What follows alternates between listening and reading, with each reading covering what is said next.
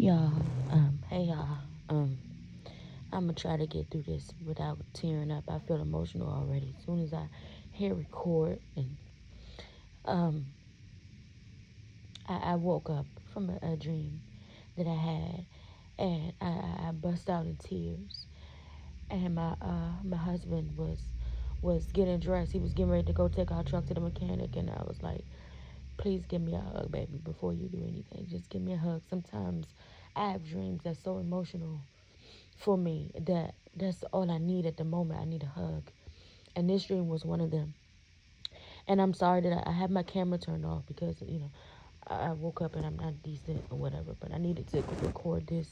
I felt like the Holy Spirit wanted me to put this out there. Y'all, we have got to pray for these children.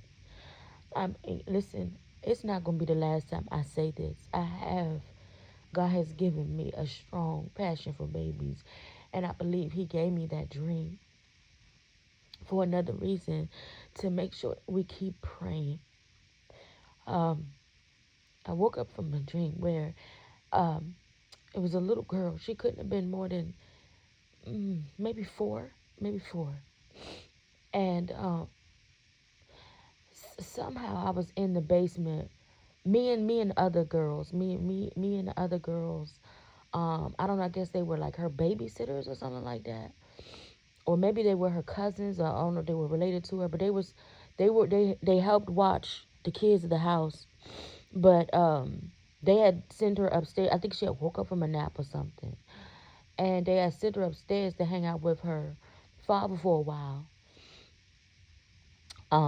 Just to get in a different type of atmosphere other than the basement down there.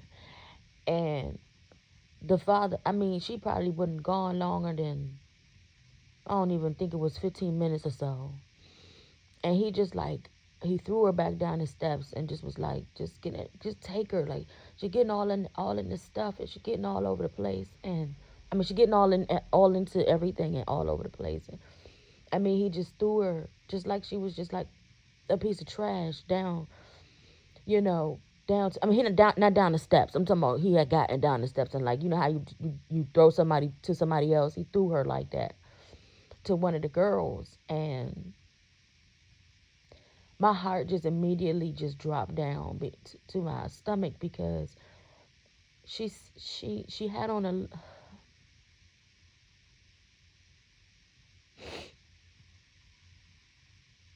I'm sorry,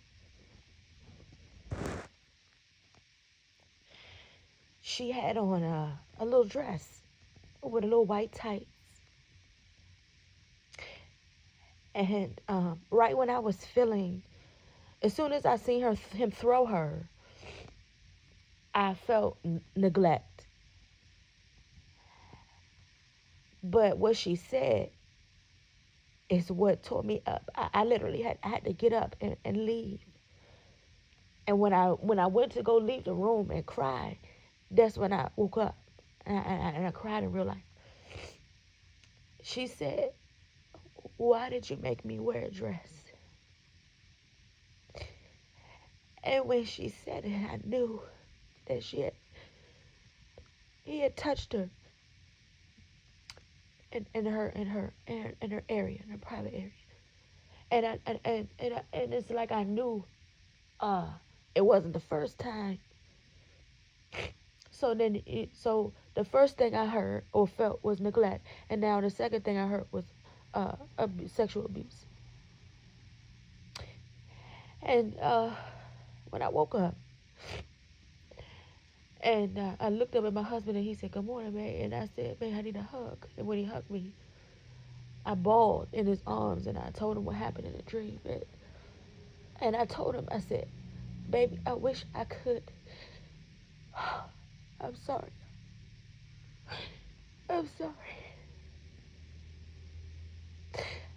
I wish I knew where they all lived. And I wish I could go rescue all of them and take them somewhere to be safe."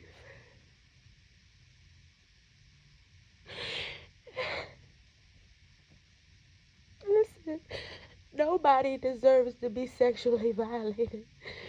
But one of the reasons why it is also so passionate to me is because I was sexually violated as a child.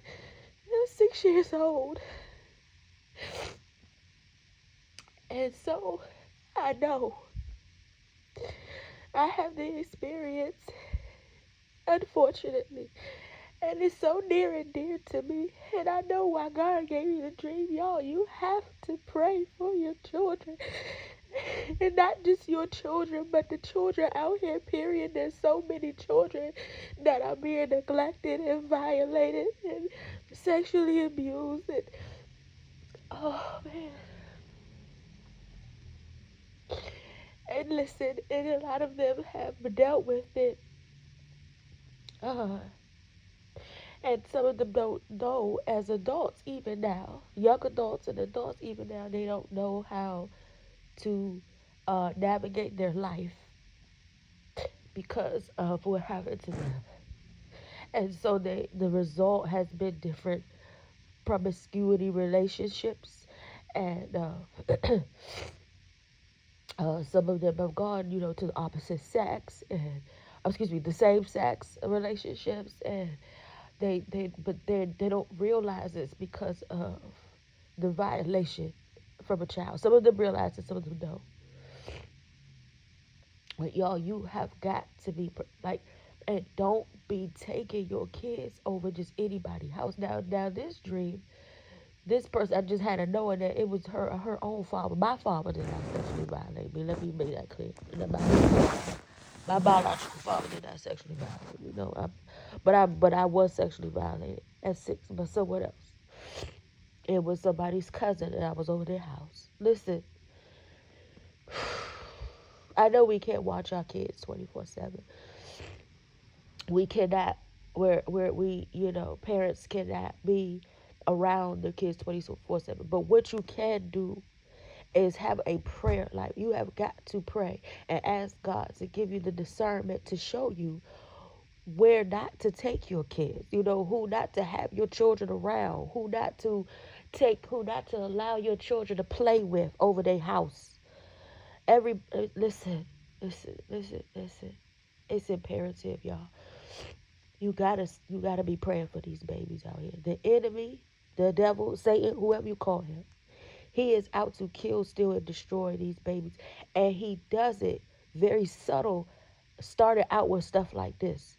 You know what I mean? Yeah, he can do things where, or set up situations like in the schools. Like real high, I tell y'all I pray for the schools. He could do stuff like that. Set up shootings and bombings and stuff like that. Or he could literally just have you over your child over her little best friend house who got an uncle, and the uncle come downstairs in the basement. You know what I'm saying? It's, y'all got to pray. Pray for God to give y'all discernment and wisdom concerning these babies.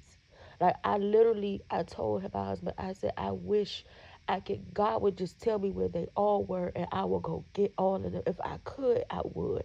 And I ain't just talk about children in the United States. I'm talking about them all over the world. Y'all pray for your babies. Pray for wisdom concerning them. That's it. Have a good day.